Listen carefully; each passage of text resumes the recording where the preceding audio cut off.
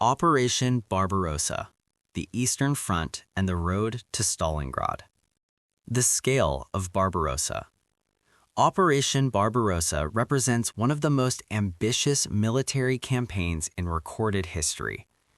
Initiated on June 22, 1941, this massive undertaking saw 3.8 million German and Axis forces surge across the Polish border into the Soviet Union under Adolf Hitler's directive. The Wehrmacht's advance appeared inexorable as they seized vast territorial expanses, implementing systematic population displacement policies aligned with Nazi territorial expansion doctrine aimed at establishing agricultural and resource bases for the Reich. Army Group Center, commanded by General Fedor von Bock, penetrated deep into Soviet territory, advancing to within striking distance of Moscow itself. However, logistical challenges began to compromise the German advance. Supply chain inadequacies, compounded by the campaign's unprecedented geographical scope, provided Soviet forces crucial time to reorganize defensive operations.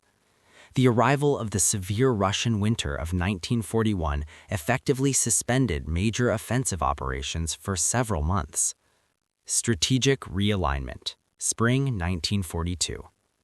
With the onset of spring 1942, German High Command recognized that resource acquisition, particularly petroleum reserves, had become critical to sustaining the war effort. Strategic planning focused on operations that would simultaneously secure German fuel supplies while denying Soviet access to their own energy resources. Central to this strategy was a city positioned along the Volga River in eastern Ukraine, formerly known as Tsaritsyn, but renamed in honor of the Soviet leader, Stalingrad. This previously obscure urban center would become synonymous with one of history's most decisive military confrontations, representing the collision of two major powers unwilling to yield ground. The Wehrmacht 6th Army, elite forces, and command structure. Within Nazi Germany's military hierarchy, certain units achieved elevated status through battlefield performance and ideological commitment. The Wehrmacht 6th Army, operating under Army Group South and initially commanded by Field Marshal Walther von Reichenau, exemplified this elite designation.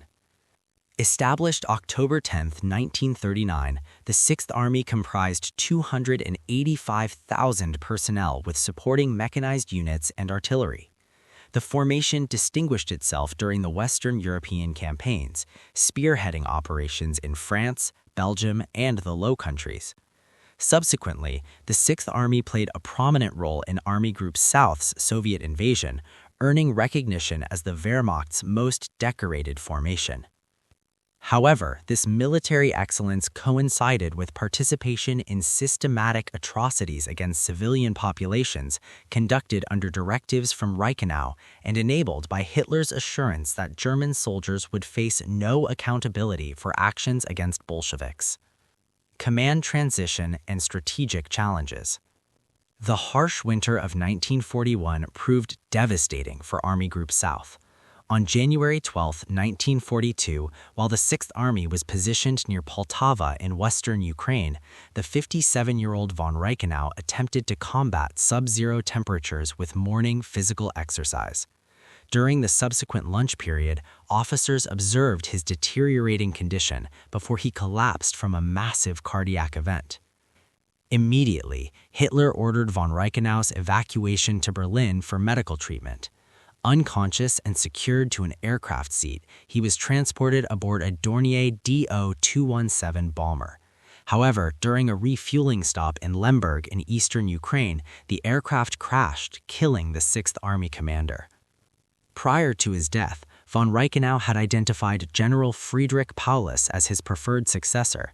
Paulus, a World War I veteran who had served alongside Erwin Rommel during the Western Front's opening phases, presented a different command profile than his predecessor. While Rommel achieved fame as the Desert Fox, Paulus had demonstrated steady, competent leadership with the 13th Infantry Regiment without dramatic battlefield innovations. New leadership dynamics. Paulus's appointment generated controversy within military ranks due to his limited field experience compared to alternative candidates and his apparent lack of fervent Nazi ideological commitment. Unlike von Reichenau, Paulus rescinded orders regarding harsh treatment of Soviet civilians and restricted unauthorized elimination campaigns by his troops. Nevertheless, he did assign personnel to support SS Einsatzgruppe in operations under Heinrich Himmler's directives. Paulus's immediate priority involved preparing the Sixth Army for anticipated spring offensives while maintaining unit cohesion through the remaining winter months. However, Soviet forces initiated first. The Kharkov Offensive. On May 12, 1942, Soviet forces under Marshal Semyon Timoshenko launched a major offensive against Paulus's positions near Kharkov. Over 3 days of intensive combat, the Sixth Army sustained significant casualties while conducting defensive holding actions designed to contain the Soviet advance. The situation stabilized only when the Luftwaffe achieved local air superiority over the Red Air Force, enabling devastating aerial bombardment campaigns against Timoshenko's formations. This engagement would prove to be a precursor to the monumental confrontation that would define the Eastern Front's trajectory and ultimately determine the war's outcome in the East. Operation Case Blue, the drive to Stalingrad. The Kharkov counteroffensive, a strategic reversal. On May 17, 1942, the 1st Panzer Army initiated a decisive counteroffensive from the southern flank against Soviet positions, followed 2 days later by General Paulus's 6th Army executing a coordinated northern assault. This classic pincer maneuver resulted in the encirclement of over 250,000 Soviet personnel, who were subsequently defeated in a devastating tactical collapse. The campaign's casualty figures illustrated the operation's one-sided nature. Soviet forces sustained approximately 270,000 losses, killed, captured, or missing, compared to fewer than 30,000 Wehrmacht casualties. Having successfully repelled the Soviet offensive, Paulus redirected his efforts toward preparing the Sixth Army for Germany's forthcoming summer campaign. Case Blue, Hitler's strategic gamble. Following the near stagnation of German advances during the brutal winter of 1941-42, and with the United States now actively engaged against Germany in North Africa and Western Europe alongside Britain, Hitler urgently formulated summer offensive operations against the Soviet Union. The primary objective centered on capturing Soviet oil installations in the Caucasus region, particularly around Baku and present-day Azerbaijan.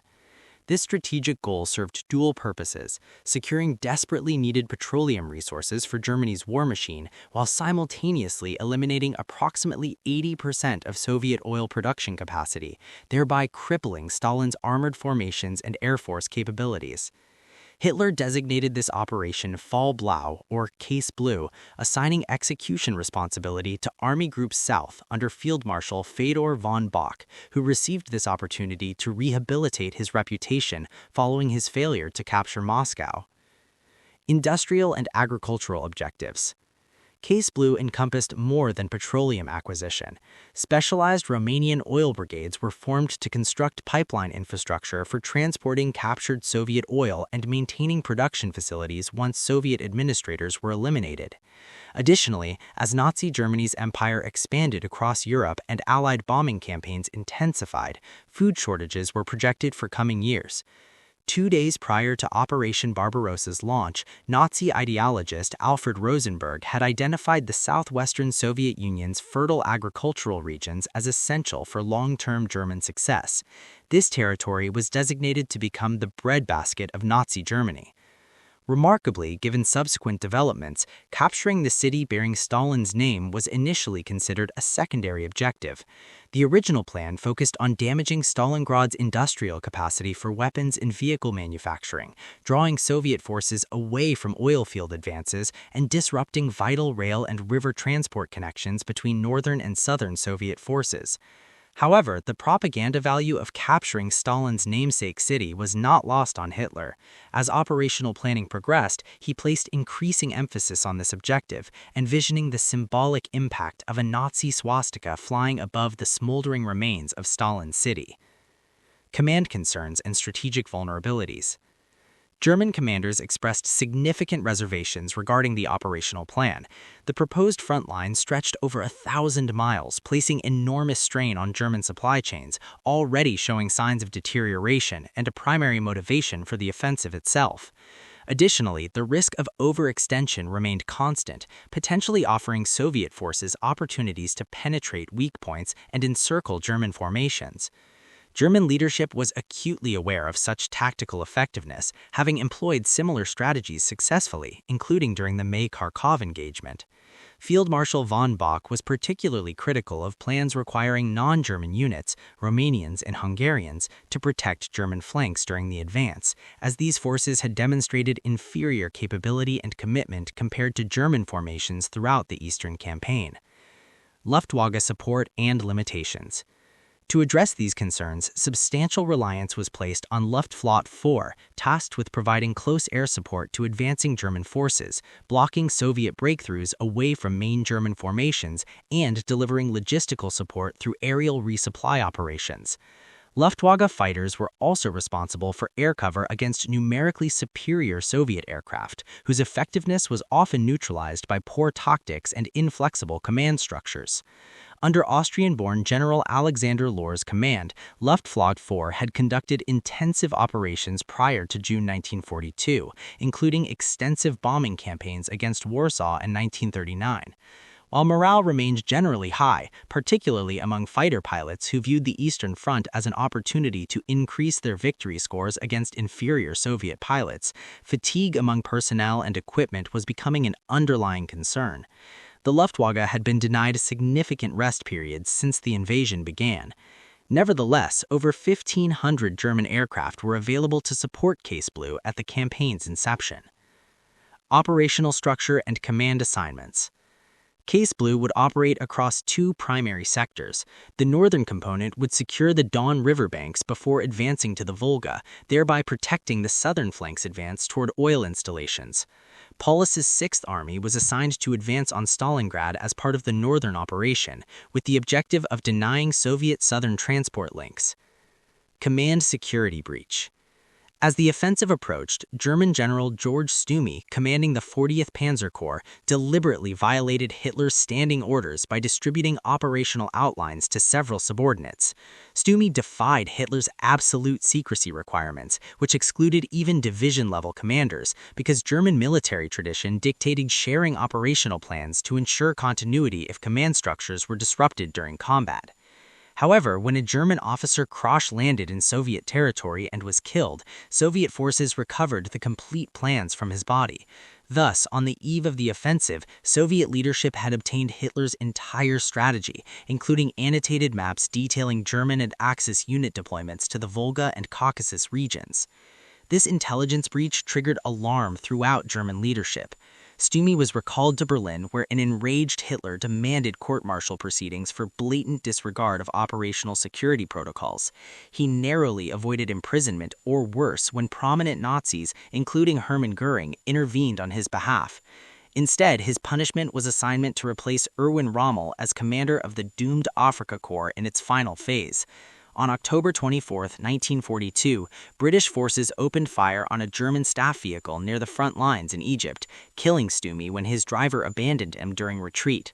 Soviet response and Stalin's miscalculation. As Case Blue preparations continued, those briefed on the plan wondered how Soviet forces would counter German objectives given their intelligence advantage. However, demonstrating characteristic paranoia, Stalin dismissed the captured plans as an elaborate German deception. Believing the documents were deliberately provided to convince him to divert forces from Moscow's defense, which he reasoned remained Hitler's true objective, Stalin considered Army Group South merely a supporting element. In reality, the opposite was accurate. Hitler had ordered Moscow front forces to maintain defensive positions, while troops previously committed against the Soviet capital were redeployed south to assist Caucasus operations. Final preparations and logistical challenges. During the final days before the ambitious offensive commenced, logistical efforts to support the operation and relocate necessary forces to staging areas intensified dramatically. Trains utilizing Russian rail infrastructure transported troops, tanks, armored vehicles, and essential supplies from Western positions. Nevertheless, the persistent problem of post-offensive resupply continued to concern German commanders, who decided to place their faith in Hitler once more, as the Führer had not yet failed them. The offensive begins. On June 28, 1942, the offensive commenced when the 4th Panzer Army under skilled General Hermann Hoth began their eastward advance. Supported by intensive close air support, Hoth's forces achieved rapid progress as Soviet forces, having learned to avoid encirclement battles with German formations, conducted disorderly retreats while attempting to maintain defensive lines. Lohr's aircraft consistently succeeded in fragmenting Soviet formations that attempted resistance. Eventually, the situation became so critical that Soviet headquarters relocated to Kosternoye to protect against German air and armored units advancing eastward. On June 30th, Stalin determined the situation warranted appointing Red Army Armored Corps Commander Yakov Fedorenko to command over 1,000 tanks in the region, ranging from light T-60s to heavy KV series to repel Hoth's forces. Despite this numerical advantage, Soviet tank units struggled to achieve meaningful results, rarely appearing in significant concentrations to counter the coordinated advance of German panzers and Tigers. The Battle for Voronezh. On July 7th, German forces began occupying substantial areas of Voronezh, including crucial river crossing bridges. Soviet counterattacks were hastily organized and ended disastrously, while another Soviet assault west between Voronezh and Kursk was halted by concentrated German artillery and air support. Soviet forces continued throwing increasing numbers of personnel at the city. Meanwhile, Hoth found his tanks awaiting supporting infantry delayed by 48 hours. Urban combat soon deteriorated into brutal attritional warfare as buildings were reduced to rubble, providing ideal locations for Soviet ambushes and cover for machine gun and sniper positions. This forced Germans to employ widespread flamethrower and high explosive shell usage to clear buildings of defenders. With infantry finally arriving to assume urban combat responsibilities, Hoth's Panzer Army was redirected southeast towards Stalingrad to support Pallas's 6th Army advancing on the city. Supply chain breakdown and command friction. At this juncture, German progress began decelerating as two critical factors emerged to inhibit advancement. As feared before Case Blue commenced, German supply chains proved inadequate to maintain pace with German advances. Since Soviet forces were conducting widespread retreats with their own cohesion deteriorating, German formations found themselves in some areas 10 days ahead of schedule. Consequently, supplies, particularly fuel, were often slow to reach forward positions, forcing units to halt operations on multiple occasions. Aircraft such as Junkers U-52 transports attempted to accelerate the process, but their limited cargo capacity required Germans to locate or construct suitable landing sites. The second emerging problem was growing friction between von Bock and his commanders regarding Hitler and German high command directives from Berlin. Traditionally, German and previously Prussian commanders received objectives, broad implementation outlines, and relevant supplies, providing considerable operational freedom that had allowed generals like Rommel to demonstrate military prowess during early war campaigns. Now, however, Hitler was assuming much more active operational control, despite lacking military training. Consequently, von Bock found himself clashing with a former corporal regarding tactical decisions. Hitler wanted to proceed with Case Blue's second phase, with the 1st Panzer Army advancing from the south to link with Hoth's forces. Von Bock disagreed, recognizing that the Red Army had largely retreated from the area, meaning Hitler's envisioned Soviet casualties would not materialize. He was also aware that Soviet forces were reorganizing at new positions along the Voronezh front and wanted to eliminate these formations before advancing on Stalingrad. However, this approach meant delays that Hitler found unacceptable. For his part, Hitler was frustrated that von Bock continued fighting in Voronezh, considering this non-primary objective and distraction, while simultaneously believing he was being overly cautious and failing to seize presented opportunities. Hitler rapidly lost confidence in von Bock's ability to command Army Group South during this critical offensive, with implications extending far beyond the battlefield. Command restructuring. Hitler decided the optimal solution was dividing Army Group South into two smaller formations. Group A would be commanded by Field Marshal Wilhelm List, whose forces included the German 1st Panzer Army, 11th and 17th Armies, and Romanian 3rd Army, assigned to capture oil installations. Meanwhile, Group B would continue securing the northern flank under von Bock's command, including Paulus's 6th Army, now ordered to attack Stalingrad in conjunction with the main southern offensive, with flanking support from Romanian, Hungarian, and Italian forces. Believing Soviet forces had retreated to the lower Don River north of Rostov, Hitler ordered Hoff's 4th Panzer Army south behind Paulus's 6th Army advancing on Stalingrad to support von Kleist's panzers in encircling enemy formations. Instead, moving Hoff's forces to the southern front removed them from the main engagement, while consuming substantial resources and congesting roads and railways needed to support the southern movement.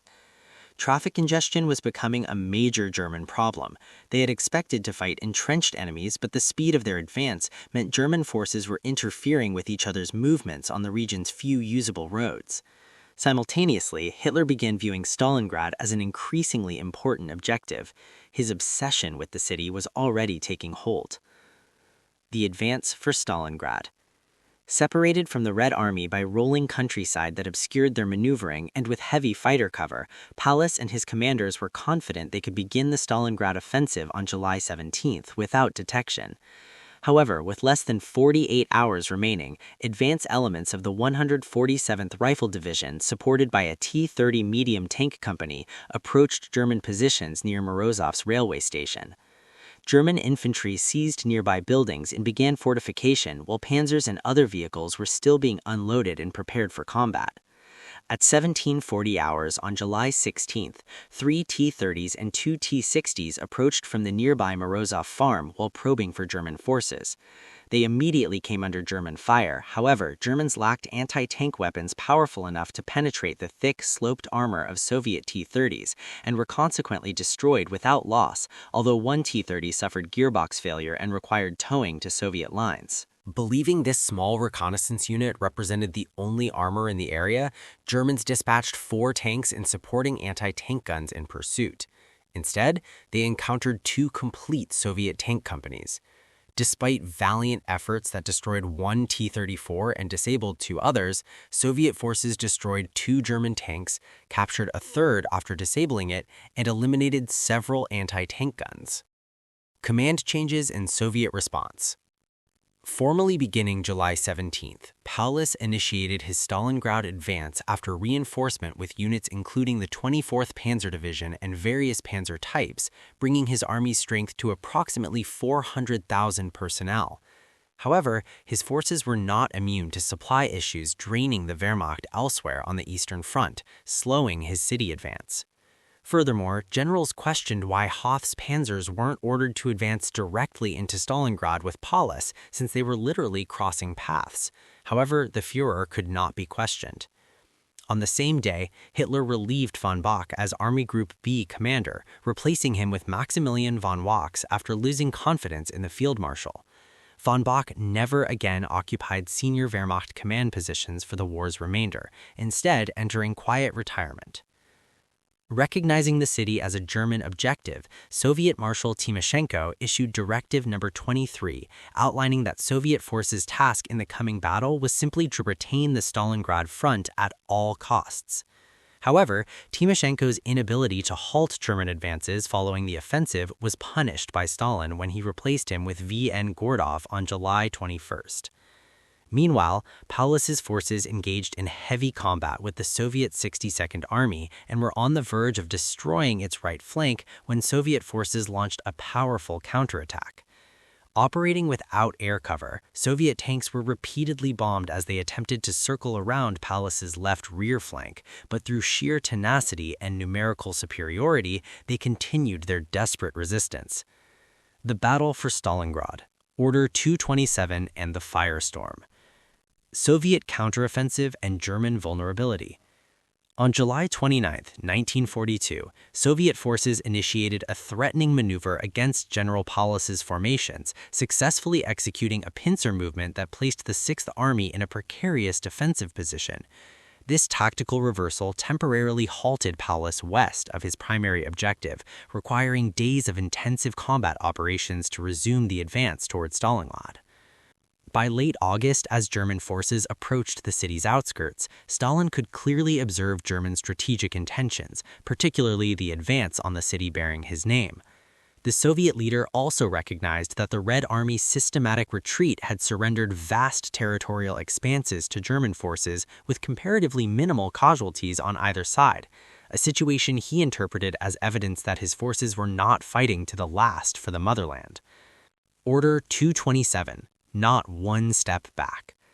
Consequently, on July 28, 1942, Stalin issued the infamous Order No. 227, effectively ending organized Soviet retreats. The directive read, "The people of our country, for all the love and respect they have for the Red Army, are beginning to feel disappointment in it. They are losing faith in it, and many curse the Red Army for giving our people over to the yoke of the German oppressors, while the army runs away to the east." The order continued, "Some foolish people at the front comfort themselves by saying that we can always retreat further east since we have much territory, much land and manpower, and we will always have more than enough grain. They say this to excuse their shameful conduct at the front. But such talk is lies and falsehood and only helps our enemies." Stalin's directive emphasized the strategic reality. After the loss of Ukraine, Belarus, the Baltic lands, the Donbass, and other regions, we have much less territory, far fewer people, much less grain and metal, fewer factories and industrial plants. To retreat any further would be to ruin ourselves and our motherland. And so the time of retreating is over. Not one step back. That must now be our watchword. Strategic implications and human cost. With this single directive, the Soviet leader established the framework for the climactic Battle of Stalingrad, which would come to symbolize the fundamental struggle between Hitler's Nazi socialism and Stalin's communism. The order also sealed the fate of thousands of Soviet soldiers.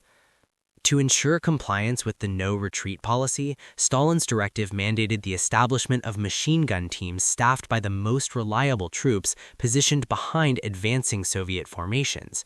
Any soldier attempting to withdraw from an attack would be executed for perceived cowardice, regardless of the tactical situation's hopelessness against German positions. Civilian population as strategic assets. Perhaps the most cynical aspect of Stalin's instructions was the prohibition of civilian evacuation from the city. Instead, the population was mobilized to form militias, construct barricades and anti-tank obstacles, and support military operations by providing food and supplies while continuing weapons production in the city's armament factories. Stalin believed keeping civilians trapped within the city would inspire Red Army soldiers to fight more tenaciously for their protection. Military morale and command structure. While passionate resistance sentiment persisted among Soviet soldiers, confidence in their officers remained inconsistent due to paranoia regarding conduct that filtered down from the highest command levels to junior lieutenants. Stalin remained acutely aware of how the Red Army's predecessor, the Imperial Russian Army, had turned against the Tsar and aristocracy during World War I, a revolution he and Lenin had encouraged, and constantly feared similar circumstances might develop against his government. This perpetual suspicion created mistrust between officers and enlisted personnel, significantly undermining morale. Whether Soviet soldiers genuinely believed in communist ideals as portrayed in Soviet propaganda depended on individual conviction. However, what they did motivate them was knowledge of German conduct in already occupied Soviet territories. Mass executions and sexual violence, including crimes against children and elderly civilians, had generated burning hatred towards the invaders and profound determination to prevent similar atrocities in their own communities. Supply chain challenges and equipment shortages. Similar to German forces, the Eastern Front's massive scale created persistent supply difficulties for Soviet forces, exacerbated by relocating arms manufacturing facilities eastward to avoid German bombing campaigns, thereby delaying new weapons delivery. Consequently, Soviet equipment at Stalingrad in August 1942 represented a chaotic mixture of obsolete and modern weapons, often procured from any available source. Sometimes entire units received single weapon types, either bolt-action rifles or submachine guns. Rifles provided excellent range but slow reload capabilities, effective for long street engagements but nearly useless in close quarters house-to-house combat. Submachine guns presented the opposite characteristics. All equipment considerations were secondary to whether personnel actually received weapons. Notoriously, some units received only half their required armaments. The solution involved pairing soldiers, one armed, one carrying ammunition, with the second man retrieving the weapon after the first was killed. The air assault begins. By August 23rd, time for preparing the city's defense against Paulus's 6th Army, now reinforced by Hoth's 4th Panzer Army attacking from the south, had expired. However, as Soviet defenders observed the approaching mass of panzers and infantry, the Germans would strike first from the sky.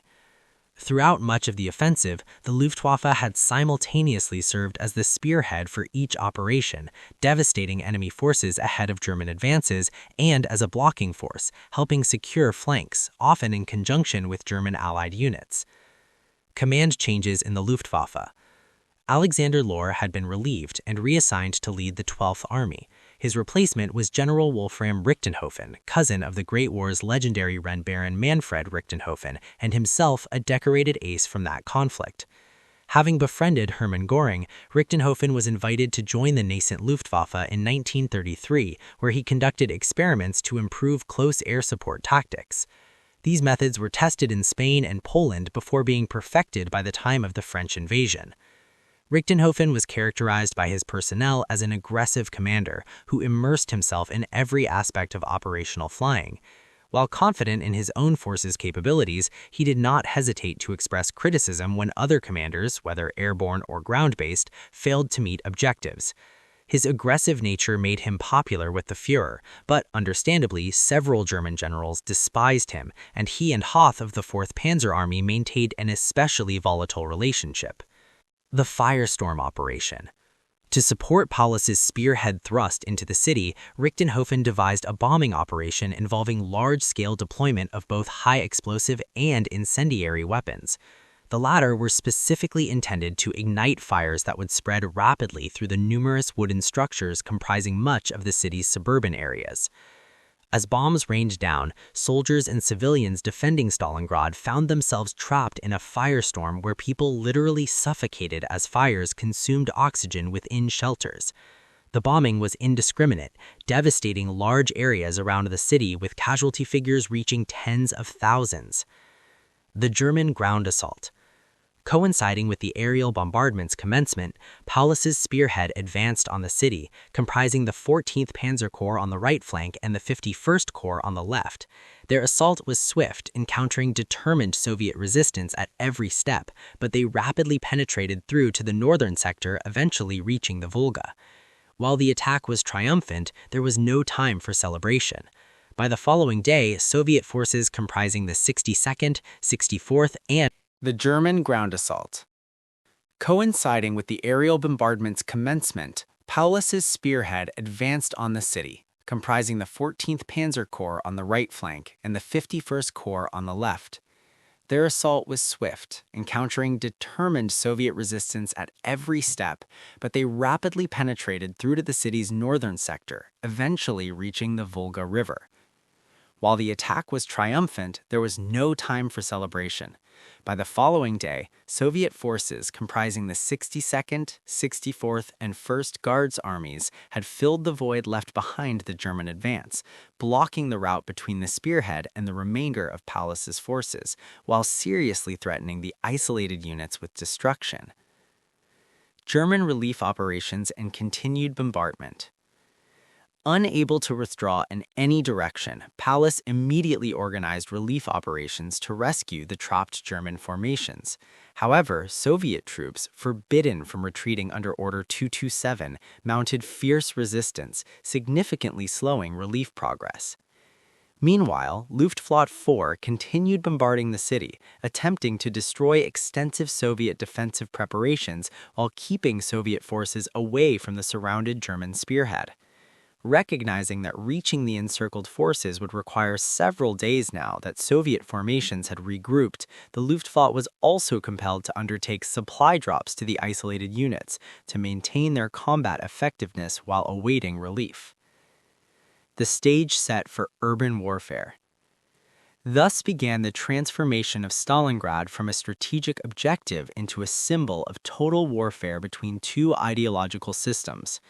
The city would become a crucible where the Wehrmacht's tactical superiority would be tested against Soviet determination, urban terrain, and the brutal mathematics of attrition warfare. August 25, 1942. The Luftwaffe's General Wolfram von Richthofen takes to the skies, joining his men on a bombing raid over Stalingrad. With the threat from Soviet fighters virtually non-existent, he pilots his personal aircraft over the burning metropolis, observing the destruction with a grim satisfaction reminiscent of the Warsaw Campaign. Yet beneath the smoke, the ground war grinds on. Regardless of the mounting civilian toll, General Paulus orders the 48th Panzer Corps to execute an armored thrust into the city center. Their objective? To link up with and resupply isolated German units. However, as the panzers traverse the narrow, debris-choked streets, the tactical reality shifts. The armor proves critically vulnerable to ambushes in the urban ruins. Although they succeed in reaching the trapped Germans and depositing supplies, the lack of infantry support forces a rapid retreat to avoid encirclement. Simultaneously, to the south, Hoth's 4th Panzer Army strikes northward toward the Volga, screened by the 51st and 57th Armies. Early German gains are reversed by tenacious Soviet defense, forcing Hoth to regroup. It is here that the Soviets make a fatal miscalculation. Perhaps overconfident or viewing the 6th Army in the north as the greater threat, Soviet command redeploys units from the southern flank. Sensing the opening, Hoth renews the attack, driving the Soviets back into the city. After a week of bitter combat and relentless bombardment by Luftwaffe 4, Paulus's forces finally link up with the 14th Panzer and 51st Corps.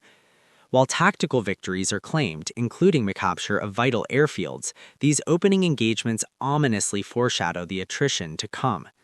The most significant capture is the Potomnik airfield on September 3rd. Located 15 kilometers west of the city center, its long concrete runway is capable of handling heavy transport aircraft like the 4-engined Focke-Wulf FW-200, infrastructure that will soon become the 6th Army's lifeline. In a desperate bid to stem the German tide, Stalin orders reinforcements transported via barges from the eastern bank of the Volga. But with the Luftwaffe controlling the skies, the river runs red with blood. Those who survive the strafing runs are thrown immediately into human wave assaults, often with little more than a rifle and a handful of ammunition. The life expectancy of a Soviet soldier in Stalingrad is now measured in hours. Survival beyond 24 is a statistical anomaly. Yet those who survive this baptism of fire discover that the destroyed city offers a grim advantage. The ruins neutralize German armor, transforming the battle into a sniper's paradise and a brutal infantry struggle. The streets, blocked by debris and barricades, force the Wehrmacht into a type of warfare they're ill-equipped for. Despite this, the German advance continues. On September 14th, the assault on the Volga begins. By the next day, troops reach the massive grain elevator. This imposing concrete structure, 90 meters long and 35 meters high, becomes a fortress. Lieutenant Polyakov, with only 27 men and limited light weaponry, fortifies the tower. For days, they repel infantry attacks and panzer assaults. German soldier Wilhelm Hoffmann writes in his journal, "The elevator is occupied not by men, but devils that no flames or bullets can destroy." Even Stuka dive bombers failed to dislodge them. The Germans resort to a siege, shelling the structure continuously. Finally, on September 21st, after rejecting a surrender offer from collaborators, Polyakov and his surviving men break out under the cover of night. The grain elevator stands as a propaganda symbol of Soviet grit. German commanders are aghast. The Blitzkrieg has devolved into a primitive battle of attrition where bayonets and knives are as vital as bullets. Casualties are catastrophic on both sides, but the Germans with limited manpower feel the losses more acutely. Chief of Staff Franz Halder warns Hitler of the strategic danger, but the Führer, viewing the battle as a personal duel with Stalin, refuses to listen. On September 24th, Halder is dismissed. To shore up losses, the German High Command makes a decision born of necessity but fraught with risk. The northern and southern flanks are handed over to Romanian and Italian units, units considered less combat effective than their German counterparts. On September 30th, Hitler prematurely declares victory. In reality, the Soviets still hold a stubborn 9-mile strip along the Volga. To the southeast, the drive for the Caucasus oil fields also stalls. Fuel shortages cripple Army Group A, allowing the Soviets to sabotage infrastructure before retreating. Hitler, frustrated with Field Marshal List, relieves him of command and takes personal control of the Army Group. By October, with winter approaching, Hitler orders von Richthofen to bomb the oil fields he can no longer capture. Meanwhile, in the Stavka, Marshal Georgy Zhukov is orchestrating a masterstroke, Operation Uranus. Recognizing the weakness of the Axis flanks, Zhukov plans a massive double encirclement involving nearly 1 million men. On the morning of November 19th at 7:20 Moscow time, the trap is sprung. In the north, a devastating artillery barrage shatters the Romanian Third Army, followed by the terror of 200 T-34 tanks. The Romanians collapse. The next day, the southern pincer strikes the Romanian Fourth Army. On November 23rd, the two Soviet spearheads meet near Kalach. The Sixth Army, 265,000 men, including Paulus, is trapped. Paulus knows the encirclement is tenuous and prepares to break out. Hitler, however, forbids retreat. He orders the Sixth Army to hold Fortress Stalingrad, relying on a promise from Hermann Göring that the Luftwaffe can supply the pocket by air. The logistics are impossible. The pocket requires a minimum of 500 tons of daily supplies. Paulus asks for 750. The Luftwaffe possesses only a fraction of the required Junkers Ju-52 transports. To make matters worse, the calculations are based on a staff officer's error, overestimating capacity. Despite this, the operation proceeds. The airlift is a disaster.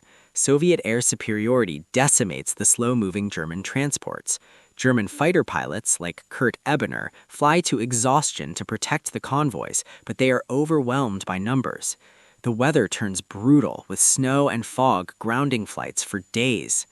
On December 7th, the airlift peaks at just 363 tons. 2 days later, a Soviet raid on the Tatsinskaya airfield destroys vital transports and supplies.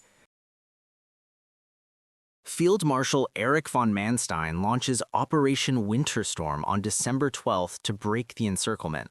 His panzers punch through Soviet lines but stall without support from the trapped Sixth Army. Manstein pleads with Paulus to initiate Operation Thunderclap, a breakout to meet the relief force. Paulus, bound by Hitler's orders, refuses. By December 23rd, facing a new Soviet offensive, Manstein is forced to withdraw. The door to salvation slams shut. Inside the cauldron, Christmas 1942 is a tableau of despair. Dr. Kurt Ruber, a physician and pastor, sketches the famous Stalingrad Madonna on the back of a Soviet map, creating a shrine for the dying. Starvation is rampant. Rations drop to 200 grams of bread. Soldiers resort to cannibalizing horses and stealing from the starving civilian population. The desperation reaches a moral nadir as German troops use local orphans to collect water from the frozen Volga, promising non-existent chocolate. Soviet snipers, under orders, shoot the children. By January 1943, the airlift has collapsed. Craters on the runways at Pitomnik, hidden by snowdrifts, claim landing aircraft. Only the wounded are evacuated. As the Soviets compress the pocket, Hitler grants one final mercy: the evacuation of 7,000 German female medical staff, sparing them the unspeakable fate of captivity. The Sixth Army is left to die in the ruins of the city they claimed to have conquered. Emphasizing the futility. The airdrops, despite the immense cost of 466 aircraft, deliver a paltry 114 tons daily. I'm focusing on the stark contrast between the desperate attempts and the meager results. I'm also juxtaposing the shrinking German pocket with Hitler's delusion of a miracle and the news of Paulus's promotion. Unveiling the ultimatum. The chilling subtext of Hitler's promotion of Paulus is now clearer. I'm juxtaposing the no field marshal taken alive with Paulus's defiant refusal to commit suicide. I'm focusing on his reported statement, emphasizing the Bohemian corporal comment. I am also detailing the instances where officers decide to end their resistance with an order to expend all ammunition. Addressing the fate. The Huey's desperate situation is now central.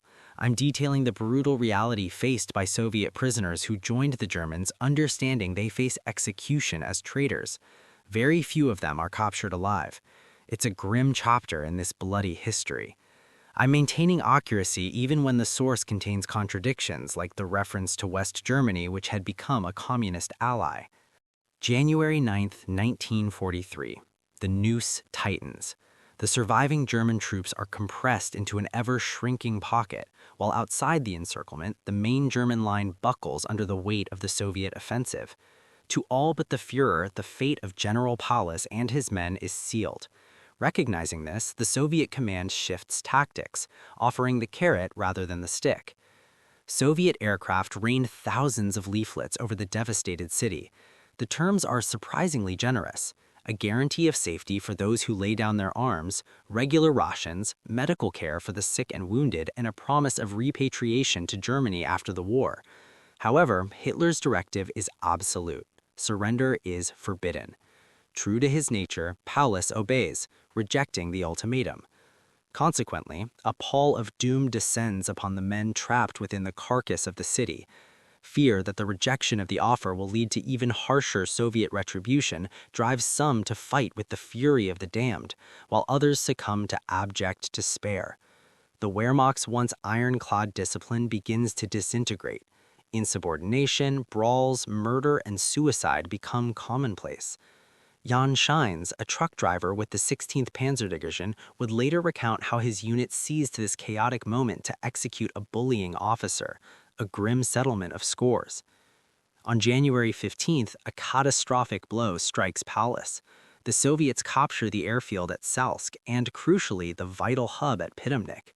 Although German efficiency is demonstrated by the construction of a replacement strip at Cherikovo in just 48 hours, it is a poor substitute. The Luftwaffe no longer possesses the capacity to utilize it. The airlift fleet is decimated. On January 20th alone, 6 transports were destroyed in landing accidents within the pocket. Paulus recognizes the inevitable, lamenting, "If the aircraft do not land, it means the death of the army." In truth, the army is already dead. Ravaged by brutal combat, sub-zero temperatures, and rampant disease, the original force of 265,000 has withered to fewer than 90,000 effective troops. Even notions of a breakout are now pure fantasy. At 12:20 hours on January 22, 1943, the final Ju-52 touches down inside the pocket. The following day, repurposed Hinkel HI-111s make the last desperate flights out. By January 25th, the Gumrock airfield falls, rendered useless by the retreating Germans. The Luftwaffe continues to attempt airdrops, but it is a futile gesture. Over the course of nearly 2.5 months, an operation requiring a minimum of 500 tons of daily supplies averaged a woeful 114.6 tons. The cost? 466 aircraft. On January 26th, a Soviet thrust slices the German pocket in two. Yet in Berlin, a delusional Hitler remains convinced his soldiers can perform a miracle, completely detached from the reality on the ground. January 30th, 1943. Paulus receives a radio message from the Führer. He has been promoted to Field Marshal. The subtext is chillingly clear. Hitler reminds him that no German field marshal has ever been taken alive. While some interpret this, along with a flurry of other promotions and medals awarded to starving men, as a belief that Paulus can still hold the city, Paulus interprets it as an order to commit suicide. He reportedly tells his staff, "I have no intention of shooting myself for this Bohemian corporal." Across the ruined city, officers begin to end the madness on their own terms. One general orders his troops to expend all remaining ammunition, rendering further resistance impossible and forcing a surrender. At midday on January 31st, Paulus's position is overrun and he is taken prisoner. The new field marshal surrenders his staff, but leaves the fate of his men in their own hands. On February 2, 1943, the last organized groups finally capitulate, bringing an end to the Battle of Stalingrad. Of the 265,000 Axis troops trapped in the pocket, only 91,000 march into Soviet captivity. Subjected to treatment so brutal, only around 6,000 will ever survive the war.